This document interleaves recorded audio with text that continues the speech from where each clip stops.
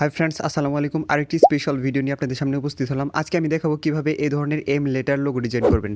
তো এই ধরনের এম লেটার লোগো ডিজাইন কিন্তু আপনি আপনার ফোনের মাধ্যমে করতে পারবেন। এর জন্য আপনার একটি অ্যাপ্লিকেশনের প্রয়োজন হবে। গুগল প্লে স্টোর থেকে পিক্সেল ল্যাব অ্যাপ্লিকেশনটি আপনারা ইনস্টল করে নেবেন। গুগল প্লে স্টোরে গিয়ে সার্চ করলে কিন্তু আপনারা অ্যাপসটি পেয়ে যাবেন। তো অ্যাপসটি ইনস্টল করার পর এটাকে ওপেন করে নেবেন। ফার্স্ট টাইম ওপেন করলে আপনাদের সামনে এরকম আসবে, তারপর ক্যান্সেলে ক্লিক করার পর এই লেখাটিকে ডিলিট করে দিতে হবে। যেহেতু আমরা এডিটিং করতেছি এজন্য হচ্ছে থ্রি ডটে ক্লিক করে আমাদের একটা ইমেজ সাইজ নিয়ে নিতে হবে। যেহেতু ইউটিউবের জন্য ভিডিও বানাচ্ছি এজন্য ইউটিউব থাম্বনেল অনুযায়ী একটা ইমেজ সাইজ নিয়ে নিলাম। এখন এই অপশনটিতে ক্লিক করার পর এই যে শেপ অপশন দেখতে পাচ্ছেন, এখানে ক্লিক করতে হবে। এখান থেকে আমাদের প্রয়োজন অনুযায়ী শেপগুলো নিয়ে কিন্তু আমাদের ডিজাইনটা কমপ্লিট করতে হবে। তো এম লেটার লোগো ডিজাইনটি করার জন্য আমাদের সর্বপ্রথম এরকম ত্রিকোণাকার একটা শেপ নিতে হবে এবং এটার কালার ব্ল্যাক কালার দিয়ে দিতে হবে। আমি কীভাবে কালারটা তৈরি করলাম ভিউয়ার্স, এভাবেই কিন্তু আপনার কালারগুলো তৈরি করে নিতে হবে যদি কোনো কালার না থাকে।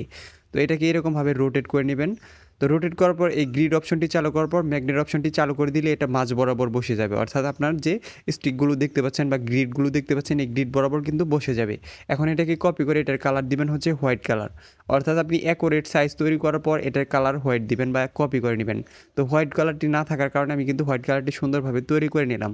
তো এইভাবেই কিন্তু ভিউয়ার্স আপনি কালারগুলো তৈরি করতে পারবেন যেই কালারগুলো আপনার না থাকবে। এখানে দেখেন একটা বর্ডারের মতো কিন্তু তৈরি হয়ে গেছে কালো কালারের। তো এটাকে একটা কপি করে রেখে দিতে হবে, কারণ হচ্ছে আমাদের এটা পরবর্তীতে প্রয়োজন হবে। আমি কপি করে এটাকে হাইড করে রেখে দিব, মানে এটা আমাদের পরবর্তীতে কাজে লাগবে আর কি। তো এটাকে আমি নিচের দিকে দিয়ে এটাকে হাইড করে কিন্তু রেখে দিলাম। এখন হচ্ছে এমের যে নিচের যে দুইটা বর্ডার থাকে অর্থাৎ স্টিক থাকে, সেই স্টিকগুলো তৈরি করতে হবে।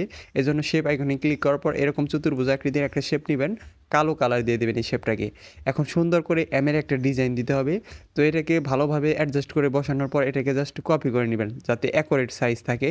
তো কপি করার পর এটাকে সুন্দর করে অ্যাডজাস্ট করে বসাতে হবে, এখানে ভালোভাবে এমের একটা ডিজাইন দিয়ে দিতে হবে। তো এভাবে ভালোভাবে অ্যাডজাস্ট করে বসানোর পর এমের একটা সাইড কিন্তু আমি সুন্দর করে একটা স্টাইলিশ লুকস দিয়েছিলাম, বা যে ইন্ট্রোতে যে আপনার পিকচারটা দেখছেন সেটা কিন্তু অনেক সুন্দর একটা প্রফেশনাল ডিজাইন ছিল। সেই প্রফেশনাল ডিজাইনটি করার জন্য এক সাইড এরকমভাবে ঢেকে দিতে হবে, অর্থাৎ কালো সাইডটি।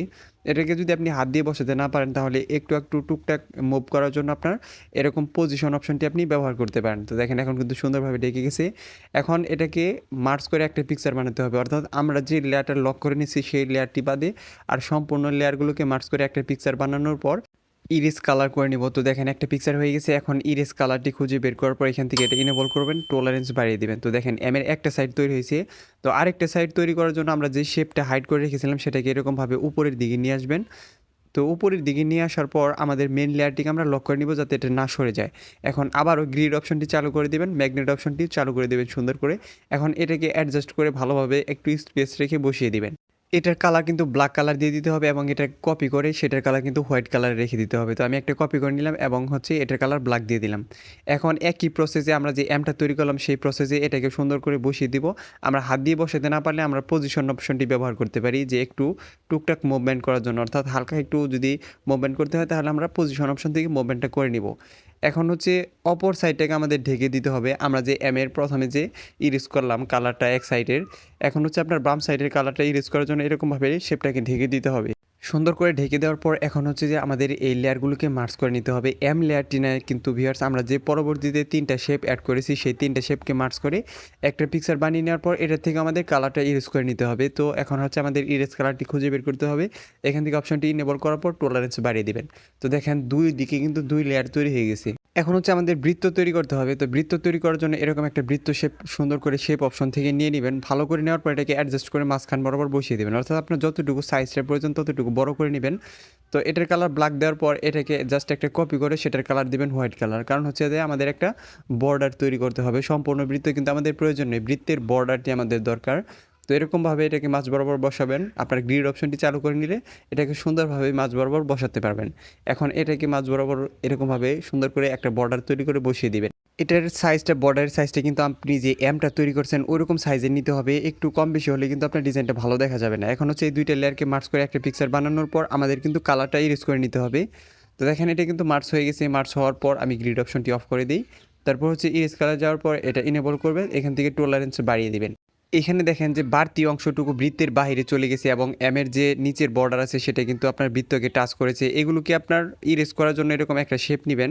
শেপ নেওয়ার পর বাড়তি অংশটুকু সুন্দর করে এরকমভাবে ঢেকে দিবেন। তো ঢেকে দেওয়ার পর আমাদের যেইটা রাখবেন সেই লেয়ারের সাথে মার্চ করতে হবে। তো দেখেন আমরা এই লেয়ারের সাথে মার্চ করব, তার আগে আমি এটাকে কপি করে নিব। তো তো কপি করে রাখার কারণ হচ্ছে যে এটা আমার অ্যাড করতে হবে বারবার, এই জন্য আমি এটাকে কপি করে রেখে দিলাম। এখন ওই দুইটা লেয়ারকে আমরা মার্জ করে একটা পিকচার বানিয়ে তারপর হচ্ছে আমাদের ইরেজ কালার করতে হবে। তো দেখেন এখন কিন্তু এটা একটা পিকচার হয়ে গেছে। তো একটা পিকচার হয়ে যাওয়ার পর এখন ইরেজ কালারে চলে যাবেন। এখান থেকে অপশনটা ইনেবল করার পর টলারেন্স বাড়িয়ে দেবেন। তো দেখেন বাড়তি অংশটুকু কিন্তু চলে গেছে। এখন এটাকে সুন্দর করে এই অপশনে বসাতে হবে, এমের যে বর্ডার আছে সেটাতে। তো এমের অপশনের উপরে বর্ডারের পর নিচের যে এম আছে সেটুকু কিন্তু আমাদের ইরেজ করে নিতে হবে ভালোভাবে।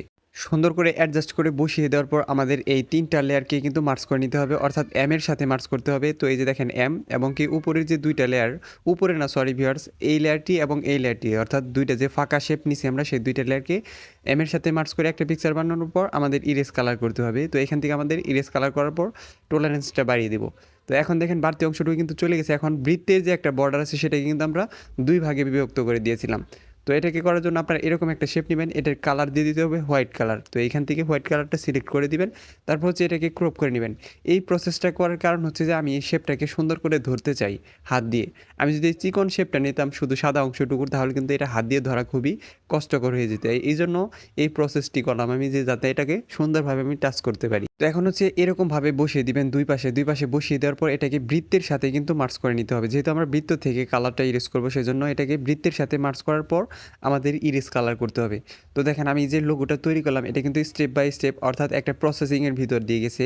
প্রথমে আমরা এম তৈরি করছি, তারপর হচ্ছে উপরে একটা শেপ তৈরি করছি, তারপর হচ্ছে আমাদের এই সার্কেলটা তৈরি করছি। এখন কিন্তু সম্পূর্ণ লেয়ারগুলোকে মার্জ করে আমাদের একটা পিকচার বানাতে হবে, কারণ হচ্ছে এটাতে আমরা 3D ডিজাইন দিব এবং হচ্ছে গ্লোসি একটা ভাব দিব, কালার দিব। তো এটাকে 3D ডিজাইন দেওয়ার আগে আমরা কালারটা চেঞ্জ করে দিই। তো কালার অপশনে যাওয়ার পর এখানে গ্রেডিয়েন্টে যাবেন। তো এই যে দেখছেন কালারটি, এই কালারটি কিন্তু এখানে থাকবে না, এটা তৈরি করতে হবে। এই জন্য প্লাস আইকনে ক্লিক করবেন।